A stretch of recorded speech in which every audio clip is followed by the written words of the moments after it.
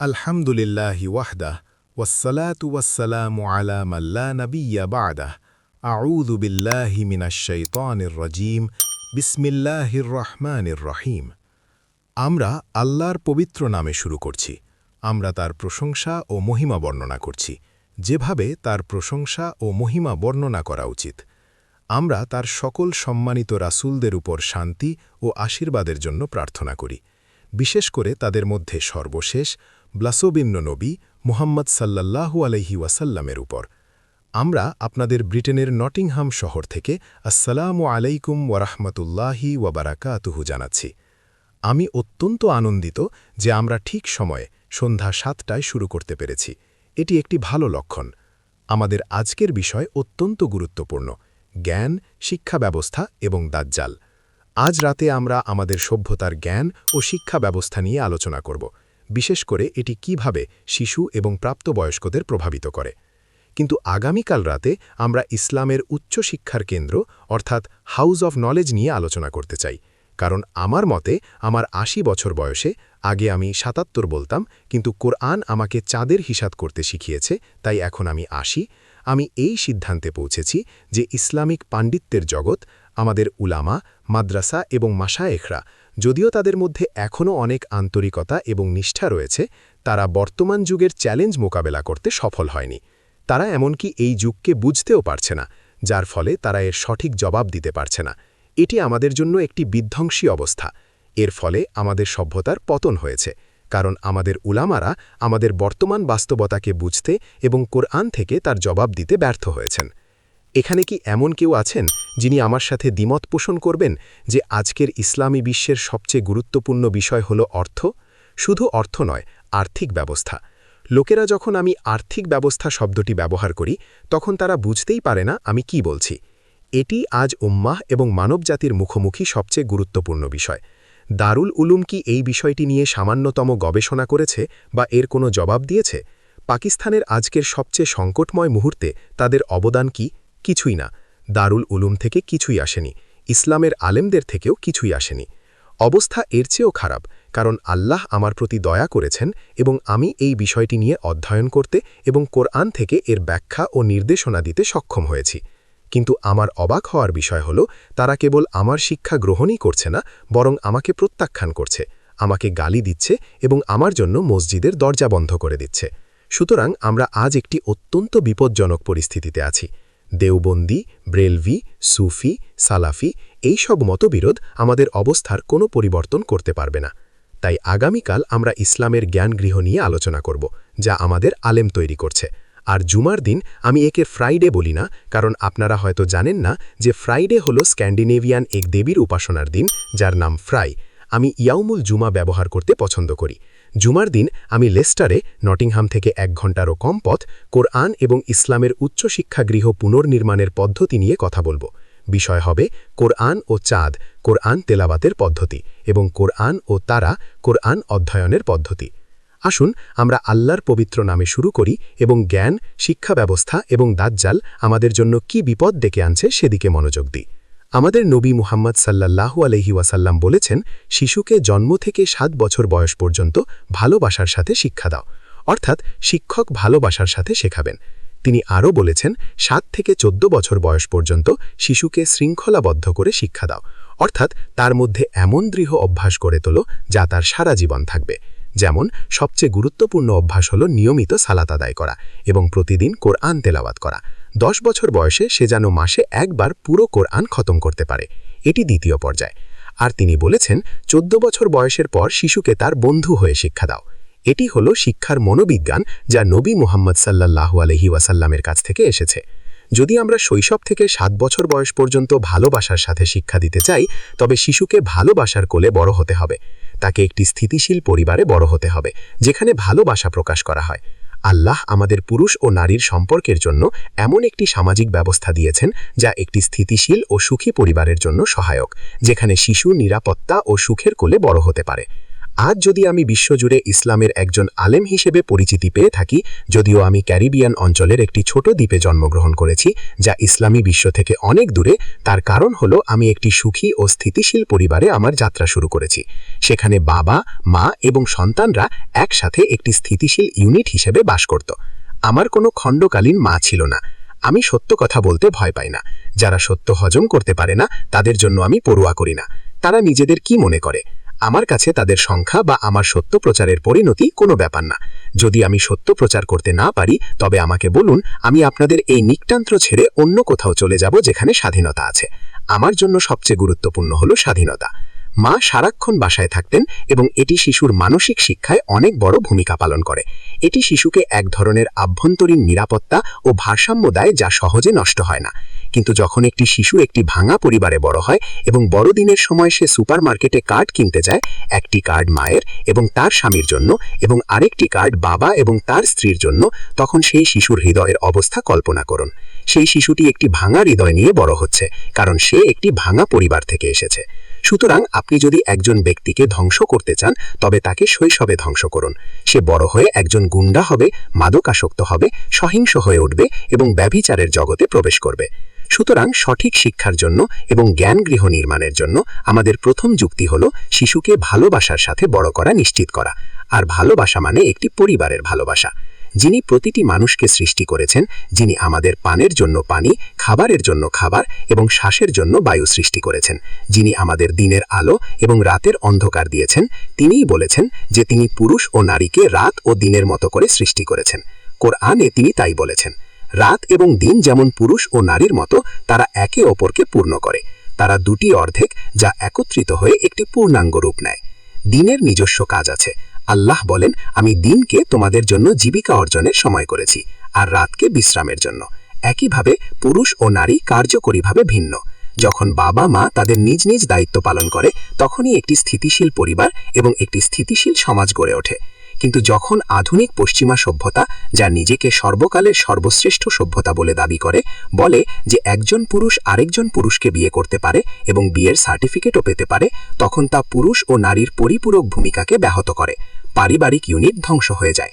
যে শিশু এই ভাঙা বা বোগাস পরিবারে বড় হবে সে মানসিকভাবে বিপর্যস্ত হবে। তাই শিক্ষার প্রক্রিয়া শুরু হয় আল্লাহর নির্ধারিত পরিবারে ফিরে যাওয়ার মাধ্যমে। আল্লাহ বাবাকে কিছু কার্যকরী ভূমিকা দিয়েছেন এবং মাকেও কিছু কার্যকরী ভূমিকা দিয়েছেন। আধুনিক নারীবাদী নারীরা এসে বলে, এসব নিয়ে কথা বলা বন্ধ করুন। আমাদের জবাব হলো, তোমরা কারা? আমরা ইসলামের আলেম, তোমরা আমাদের থামাতে পারো না। আল্লাহ আমাদের এমন একটি বিবাহ ব্যবস্থা দিয়েছেন যা একটি স্থিতিশীল পরিবার দেয়। যখন একটি মেয়ে বয়ঃসন্ধিকালে পৌঁছায় তখনই সে গর্ভধারণের যোগ্য হয় এবং বিয়ের যোগ্য হয়। বয়ঃসন্ধির আগে কোনো মেয়েকে বিয়ে করা উচিত নয়। যে 6 বছরের মেয়েকে বিয়ে করতে চায় তাকে একমুখী টিকিটে মঙ্গলে পাঠিয়ে দেওয়া উচিত। আল্লাহ পরিপক্কতার একটি নির্দিষ্ট স্তরের কথা বলেছেন। যখন মেয়েটি বয়ঃসন্ধিতে পৌঁছায় এবং তার মধ্যে পরিপক্কতা আসে তখন সে আল্লাহর জ্ঞান অনুযায়ী বিয়ের জন্য প্রস্তুত। কিন্তু আজকের বিশ্ব বলে আমরা আল্লাহ থেকেও বেশি জ্ঞানী। এই ব্রেন ওয়াশিংয়ের মধ্যেই আমাদের বাঁচতে হয়। যখন দাজ্জাল আদেশ পাঠায় তখন ইসলামী বিশ্বসহ সারা বিশ্বের প্রতিটি সরকার আইন প্রণয়ন করতে বাধ্য হয় যা 18 বছরের আগে বিয়ে নিষিদ্ধ করে। যখন মেয়েরা তাড়াতাড়ি বিয়ে করত তখন পরিবারগুলো আরও স্থিতিশীল ছিল, বিয়ে দীর্ঘস্থায়ী হতো এবং পরিবারগুলো বড় হতো, মানুষ সুখী জীবনযাপন করত।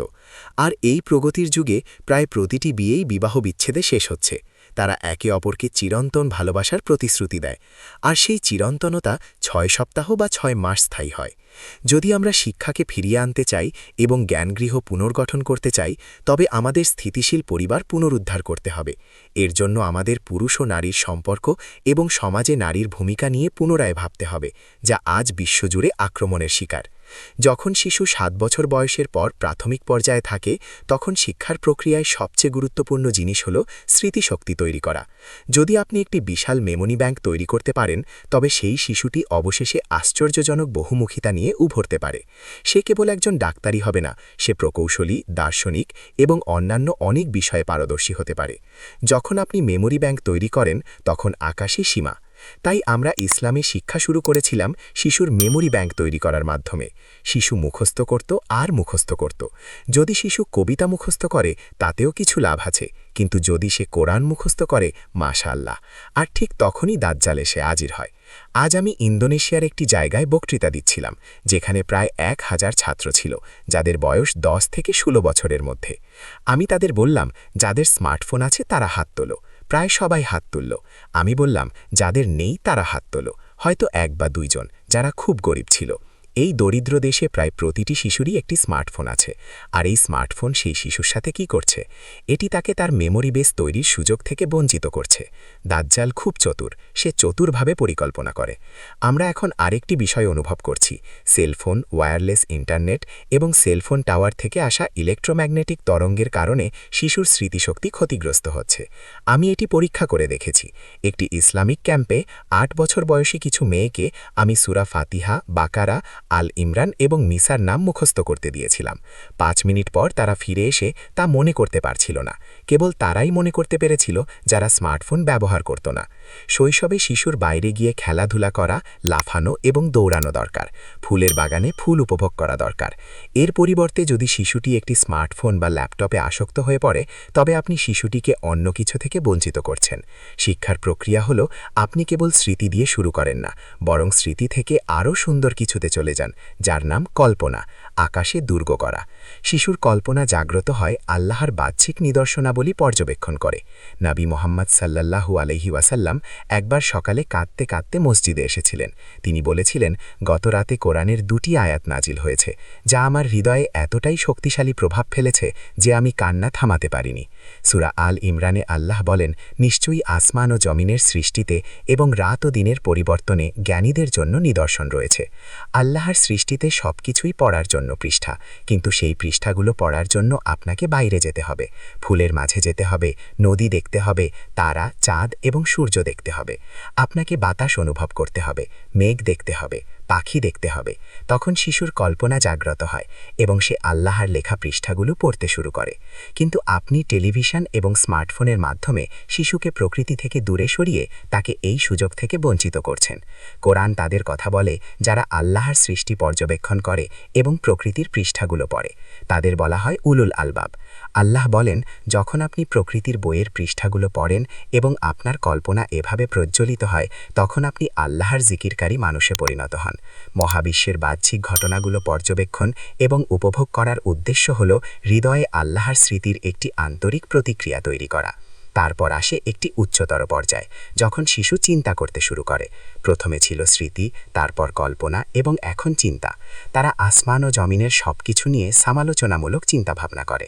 আমার বাবা একজন স্কুল অধ্যক্ষ ছিলেন এবং তিনি 40 বছর বয়সে বিয়ে করেছিলেন। তার একটি চমৎকার লাইব্রেরি ছিল। আমি যখন 12 বছর বয়সী ছিলাম, তখন আমি সেই লাইব্রেরিতে গিয়ে ইসলামিক দর্শন ও ইতিহাসের বই পড়তাম। ইসলামিক ইতিহাসের বইগুলো আমার কল্পনাকে প্রজ্বলিত করেছিল। আমি বই পড়ার মাধ্যমে সারা বিশ্বে ভ্রমণ করেছি। যখন আপনি প্রাপ্তবয়স্ক পর্যায়ে পৌঁছান, তখন আপনার একটি শক্তিশালী মেমোরি ব্যাংক থাকে। আপনি ইতিহাস অধ্যয়নের মাধ্যমে আপনার কল্পনাকে বিকশিত করেছেন। ইতিহাসে কেবল ফুল, পাখি, পাহাড় বা নদী নয়, বরং আল্লাহর লেখা পৃষ্ঠা রয়েছে। যখন আমি 18 বছর বয়সী ছিলাম, তখন মাওলানা মোহাম্মদ ফজলুর রহমান আনসারি কারাচি থেকে ত্রিনিদাদে এসেছিলেন। তিনি ইসলাম ও বিজ্ঞান নিয়ে কথা বলছিলেন। আমি সন্দিহান ছিলাম, কিন্তু যখন তিনি কথা বলতে শুরু করলেন, তখন আমার মুখ খোলা ছিল এবং বক্তৃতা শেষ না হওয়া পর্যন্ত তা খোলাই ছিল। সেদিন থেকেই আমার হৃদয়ে জ্ঞান অর্জনের আকাঙ্ক্ষা তৈরি হয়েছিল। তাই 21 বছর বয়সে আমি আল আজহারে গিয়েছিলাম, কিন্তু সেখানে তার মতো পাণ্ডিত্যপূর্ণ কাউকে খুঁজে পাইনি। তাই আমি আল আজহার ছেড়ে পাকিস্তানে তার কাছে পড়তে গিয়েছিলাম এবং এটি ছিল আমার জীবনের সেরা সিদ্ধান্ত। তার কাছে অধ্যয়ন করার পর তিনি আমাকে বলেছিলেন, ত্রিনিদাদে ফিরে গিয়ে তুমি শুধু মসজিদের ইমাম হয়ো না, আমি চাই তুমি তোমার জীবিকা স্বাধীনভাবে উপার্জন করো। তাই আমি আমার বই লিখে জীবিকা নির্বাহ করি এবং কেউ আমাকে কিনতে পারে না। আমি পররাষ্ট্র মন্ত্রণালয়ে চাকরির জন্য আবেদন করেছিলাম এবং তারা আমাকে আন্তর্জাতিক সম্পর্ক নিয়ে পড়াশোনা করতে বলেছিলেন।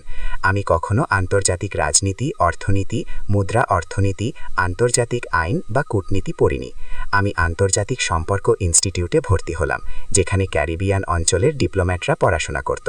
তারা সবাই ব্রিটিশ, আমেরিকান, ফরাসি এবং কানাডিয়ান বিশ্ববিদ্যালয় থেকে। আমি একমাত্র পাকিস্তানি বিশ্ববিদ্যালয় থেকে। তারা সবাই আমাকে অবজ্ঞার চোখে দেখত, কিন্তু যখন ক্লাস শুরু হলো এবং প্রশ্নোত্তর পর্ব শুরু হলো তখন আমি ক্লাসের সবচেয়ে বুদ্ধিমান ছাত্র ছিলাম। বছরের শেষে পরীক্ষায় আমি প্রথম হলাম। পার্থক্যটা কী ছিল? পার্থক্যটা ছিল যে আমি একটি স্থিতিশীল পরিবারে বড় হয়েছি। আমার একজন জবাবদিহি বাবা ছিলেন, আমার বাবার লাইব্রেরি ছিল এবং আমার একজন মহান শিক্ষক ছিলেন, মাওলানা ফজলুর রহমান আনসারি। আমার কাছে কোরআন ছিল এবং কোরআন অধ্যয়নের সঠিক পদ্ধতি ছিল। নবী মোহাম্মদ সাল্লাল্লাহু আলাইহি ওয়াসাল্লাম সেদিন সকালে কাঁদছিলেন যখন প্রকৃতির বইয়ের পৃষ্ঠাগুলো অধ্যয়ন করার বিষয়ে ওহী নাজিল হয়েছিল।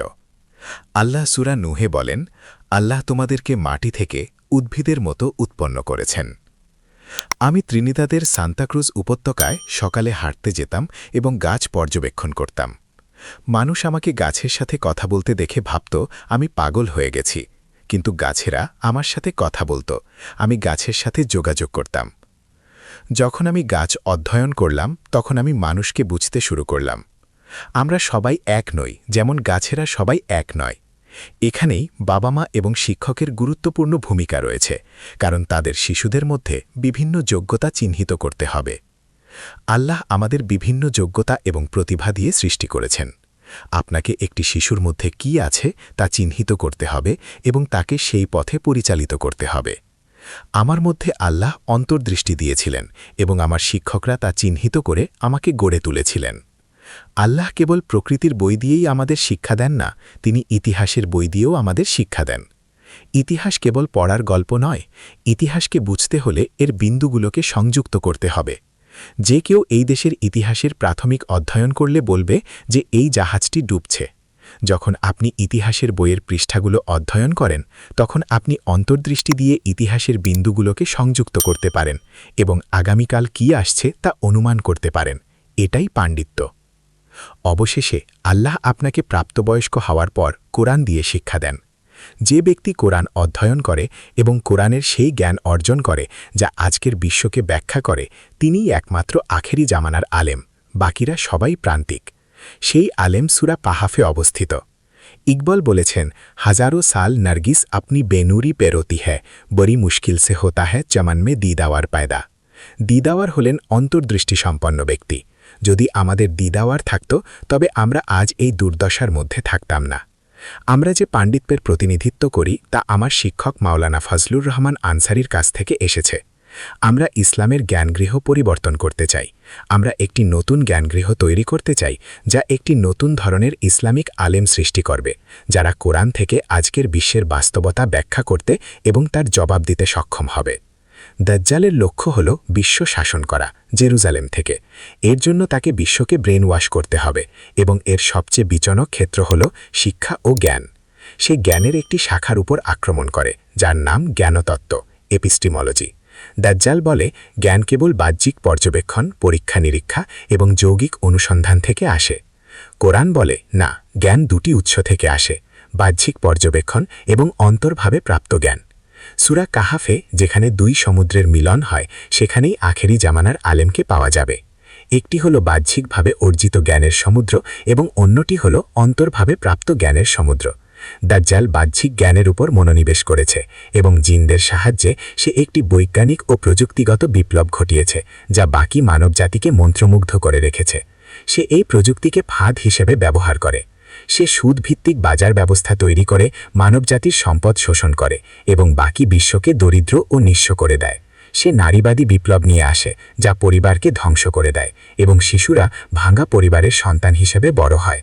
সে টেলিভিশন দেয় যেখানে ছবিগুলো দ্রুত পরিবর্তিত হতে থাকে যাতে আপনার চিন্তা করার ক্ষমতা নষ্ট হয়ে যায়। আমাদের নবী সাল্লাল্লাহু আলাইহি ওয়াসাল্লাম বলেছেন যে শেষ সময়ে সময় দ্রুত চলবে। যখন আমি বিশ্বের বিভিন্ন প্রান্তে মানুষকে জিজ্ঞাসা করি আপনারা কি সময় দ্রুত চলতে অনুভব করছেন, তখন প্রায় সবাই হাত তোলে।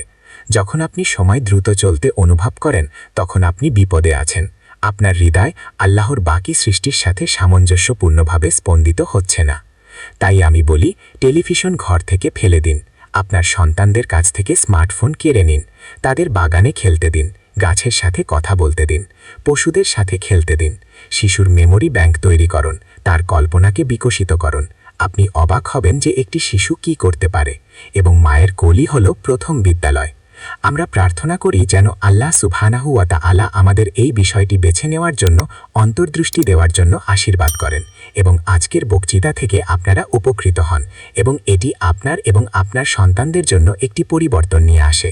রাব্বানা তাকাব্বাল মিন্না ইন্নাকা আনতাস সামিউল আলিম ওয়া তুব আলাইনা ইন্নাকা আনতাত তাওয়াবুর রাহিম।